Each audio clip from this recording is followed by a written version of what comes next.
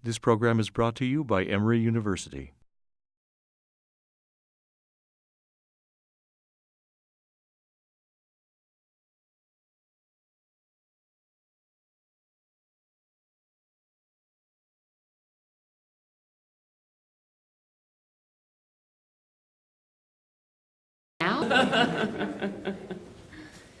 So welcome everybody to the last session, I might cry, of Whose Beloved Community. This is the Black Power, Sexual Conservatism, and Gay Liberation from Eldridge, Cleaver to Anita, Bryant, 1968 to 1977 panel. I'll be the moderator.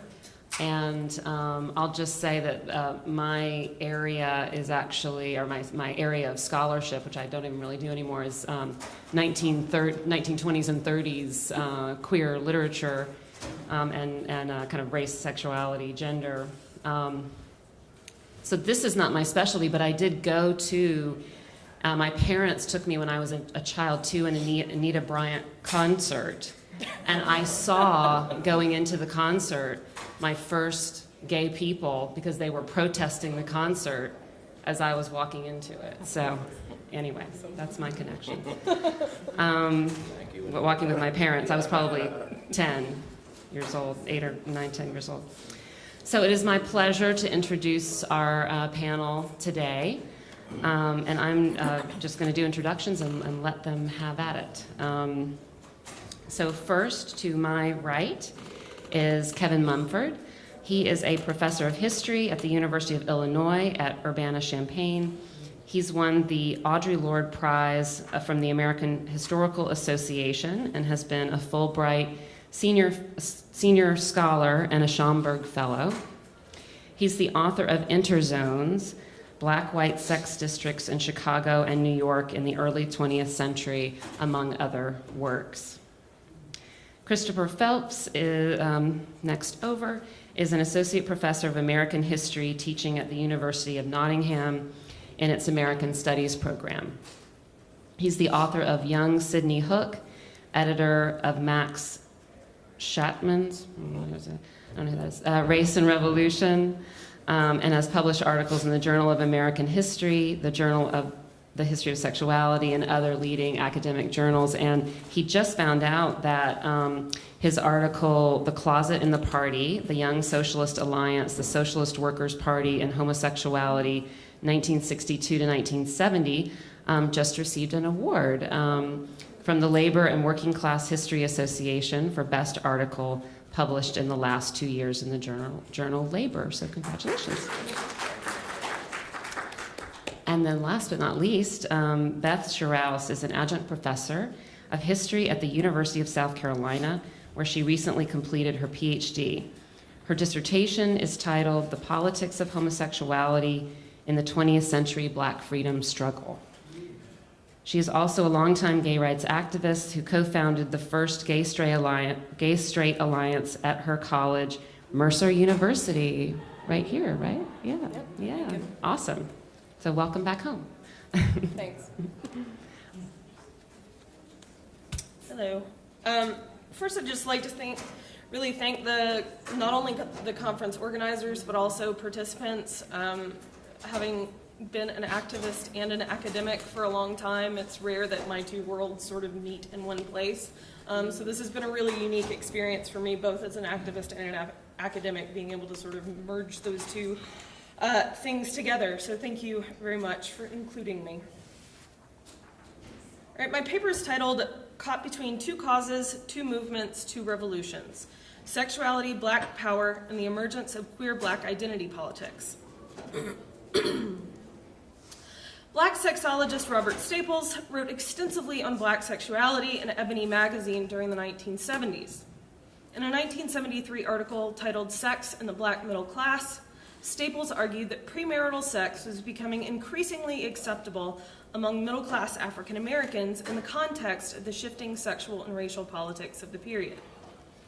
Previously, Staples wrote, the black middle class had very rigid moral standards because it wanted to avoid any association with the permissive sexual behavior of lower-class blacks. But in recent years, those standards had given way to, quote, a greater appreciation of and pride in Black culture.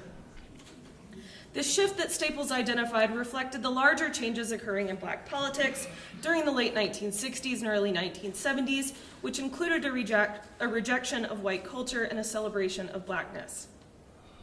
While most of Staples' writings focused on Black heterosexual behavior, he did address homosexuality in a manner that was at once revealing and problematic. Quote, one of the effects of the sexual revolution is the increase in visible homosexuality, he explained in a 1974 article. After referring to the prevalence of homosexuality in prison, Staples argued that Black men's, quote, reasons for turning to homosexual lifestyles vary, ranging from a desire to escape family responsibility to acquiring money through prostitution. While certainly not accepting of Oh, it gets better. While certainly not accepting of homosexuality, Staples' tone, believe it or not, Staples' tone is somewhat less condemnatory than the rhetoric of earlier so-called experts that explained homosexuals as diseased and in need of curing, and homosexuality as a serious social and moral problem. He also revealed that heterosexual African Americans considered homosexuality as endemic to white culture. There are indications, Staples claimed, that there is a lower proportion of Black male homosexuals than white ones. Black lesbians, he contended, were even less prevalent than Black gay men and were often, quote, deeply involved in the white homosexual community. Staples' writings revealed then the extent to which Black gays and lesbians remained somewhat marginalized within middle-class Black life, despite the shifts he observed toward more permissive sexuality among members of that demographic. While public responses to such claims about homosexuality by queer African Americans would have been few and far between in earlier decades, Black gays and lesbians challenged perceived attacks and misrepresentations with increasing frequency in the late 60s and 70s. In a Milwaukee-based gay newspaper, for example, African-American lesbian activist Diane Bogus penned an open letter responding to Staples' misconceptions about Black homosexuality. Queer Blacks, Bogus argued, had been excluded from previous studies of homosexuality, and they often did not want to involve themselves in the gay liberation movement, so they remained less visible than white homosexuals. Bogus also attributed the limited visibility of queer African Americans to the nature of the civil rights movement, arguing that, quote, heretofore the focus of the Black community has been racial. The Black community itself has been preoccupied with gaining equality and civil rights. To be sure, homosexuality remained an issue of some concern in Black communities throughout this period. Black responses to gay liberation were varied, as we have seen, and homosexuality continued to complicate Black racial politics. Bogus's response to Staples reveals, however, that in the context of the changing Black freedom struggle and these shifts in sexual attitudes, Black gays and lesbians found unprecedented opportunities for the formation of political identities. Whether they joined white-dominated gay liberation organizations or incorporated the racial rhetoric of Black power into their own unique brand of queer Black identity politics, LGBT African Americans actively pushed back against attempts to deny their existence or the significance of their layered racial and sexual identities. As the Black freedom movement shifted in the late 60s and 70s, so too did the gay rights movement. Although a few African Americans participated in early homophile movement organizations like the Mattachine Society or the Daughters of Bilitis, most queer African Americans found these white-dominated groups unwelcoming or even hostile. Despite their leftist origins, homophile organizations of the post-war period were often conservative and reserved in their protest tactics in comparison to the more radical student left and Black power movements during the mid to late 60s. While many of the old guard gay leaders emphasized middle-class respectability and avoided overt sexuality or gender nonconformity, younger gay activists radicalized by other political movements of the era did not find their own revolutionary sexual politics welcome in these existing homophile groups. Following the Stonewall riots, gay activists in New York found in more radical gay liberation organizations like the Gay Liberation Front we've heard about, that more accurately reflected their revolutionary politics. And in these groups, African Americans found themselves, if not wholly included, at least a bit more welcome than they had been in earlier organizations. When Black lesbian Yvonne Flowers attended a Daughters of Bilitis meeting in the early 1960s, for example, she was met with shock and thinly veiled hostility. But when she attended early meetings of gay liberation groups following Stonewall, she, quote, found just enough Black faces to keep her coming back. Still, racial tensions troubled gay liberation groups and often led queer African Americans to seek other political outlets. Reflecting back on the late 1960s, Diane Bogus recalled, "My self-identity was total Black. The Black nationalism of that period made it a somewhat traitorous act to be attached to any white organization." Racism created harsh divisions between Black and white lesbians that one activist who wrote under the name, just named Margaret, characterized as reminiscent of the fetishization of Black sexuality inherent in Harlem's white cabaret audiences of the 1920s. In an essay for a lesbian newsletter, she wrote, quote, "You like to watch us dance for you, but you never ask us to dance with you. You imagine, think, fantasize we fuck better, which either keeps you on our backs or miles away." Margaret's reflections on white women's treatment of Black lesbians reveal the failure of the feminist and gay rights movements to fully understand the lives and address the needs of queer people of color. "You use our Blackness as an excuse more than we do," she continued, "and you never try to see the pain behind all our laughter." While shared ideas about revolution existed among African Americans, feminists, and gays and lesbians, there were obviously significant obstacles complicating their alliances. "I can't call you my sister until you stop participating in my oppression," Margaret wrote. "You can't have a struggle without all oppressed people, and Black women, particularly Black lesbians, have struggled harder than anyone. You need us, and we can work and will work with you if you only accept us where we've been, where we are, and where we come from." For Margaret and others, then, racial and sexual identities could not be separated or prioritized, but must be accepted and treated as intertwined. To address the realities of these interlocking identities, Black lesbians sometimes left male, white, or straight-dominated gay or feminist organizations altogether and formed their own groups, like the Black Lesbian Counseling Collective or the Salsa Soul Sisters. Although homophobia certainly affected the lives of queer African Americans during this period, the revolutionary spirit of the 1970s did create opportunities for them to critique homophobia and correct misconceptions about Black homosexuality. While some Black heterosexuals suggested that homosexuality was more prevalent among whites than Blacks, as we saw with the opening anecdote from Staples, queer African Americans fought against attempts to make them invisible in both Black and gay communities. In an essay titled "Some Thoughts on Black Homophobia, or You Ain't a Proper N-Word," a Black lesbian who wrote under the name Gwendolyn identified several myths about homosexuality that she saw as especially prevalent among African Americans. Number one, she said homosexuality is a white problem. Number two, racism is more of a burden than homophobia. The third myth, homosexuality is a threat to the family, therefore to the race, therefore genocidal. And finally, there is no such species as a Black homosexual. Myths like these work together to suppress queer Black visibility and undermine queer African Americans' claims to their dual racial and sexual identities. But more and more queer Blacks rejected these myths.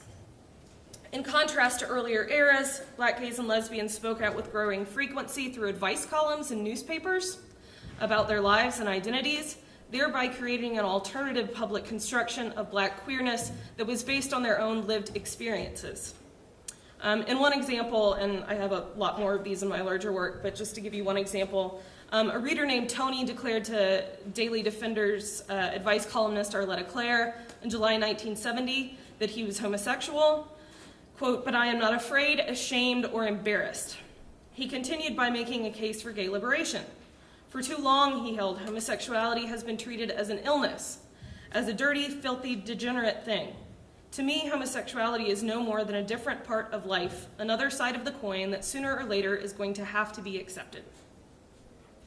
Queer African Americans criticize black homophobia, explaining it as a result of white oppression and the desire among some blacks to achieve respectability, a goal that became increasingly suspect in light of black power's emphasis on racial pride. During this time of crisis, Gwendolyn wrote, the oppressor class cannot tolerate cohesive liberation struggles and must therefore promote the idea that gay liberation is antagonistic to black liberation. Consequently, the oppressed groups, blacks in this case, become sub-oppressors.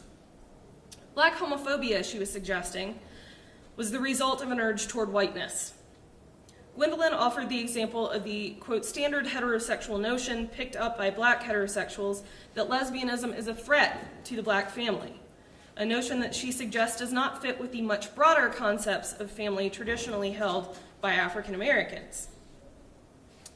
Gwendolyn and many of her queer black contemporaries thus found the Black Power era's rejection of conformity and assimilation to middle-class white values as empowering not only to their racial identities, but also their sexual identities.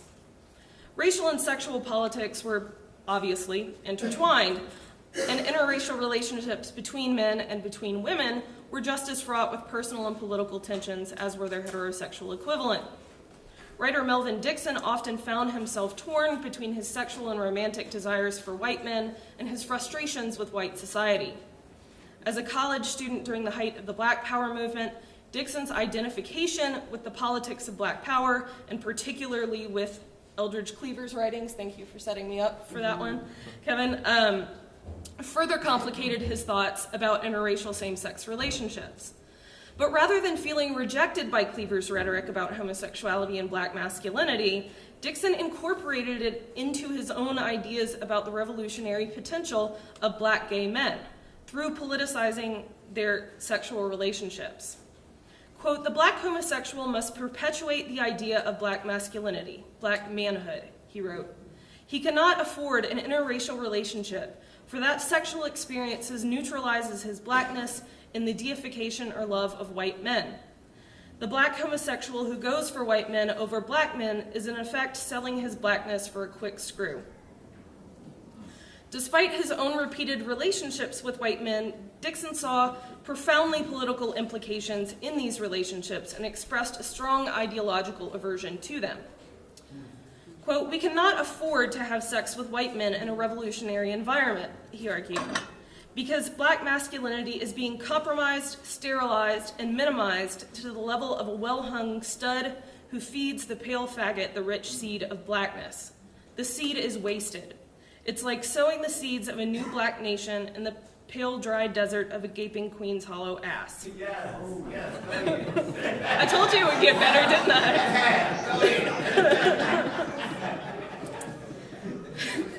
I did a little happy dance when I found that in the archives. All right, so for Dixon, the cost of loving a white man, sexually or otherwise, was denying one's own racial pride. While interracial gay sex had been common well before this era, the politics of black power demanded that gay black men and women critique the racial power dynamics that circumscribed their sexual relationships and in some cases served to objectify them. Dixon also struggled with his layered identities, wondering, quote, if the movement is to free all black people, where does the black homosexual fit in?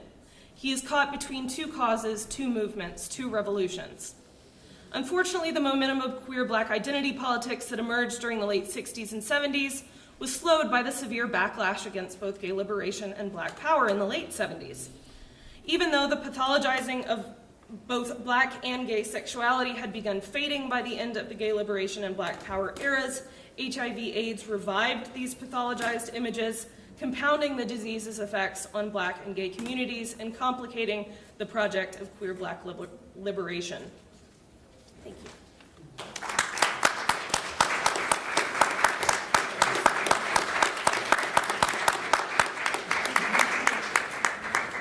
What's amazing is that you were all worried about running over and you were all exactly Were we really?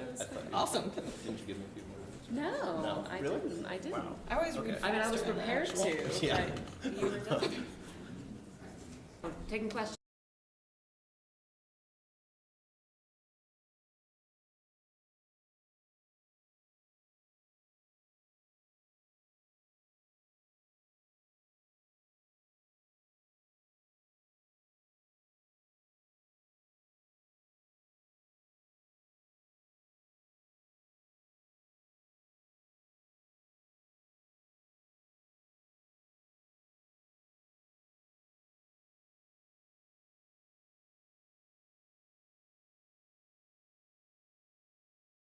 The preceding program is copyrighted by Emory University.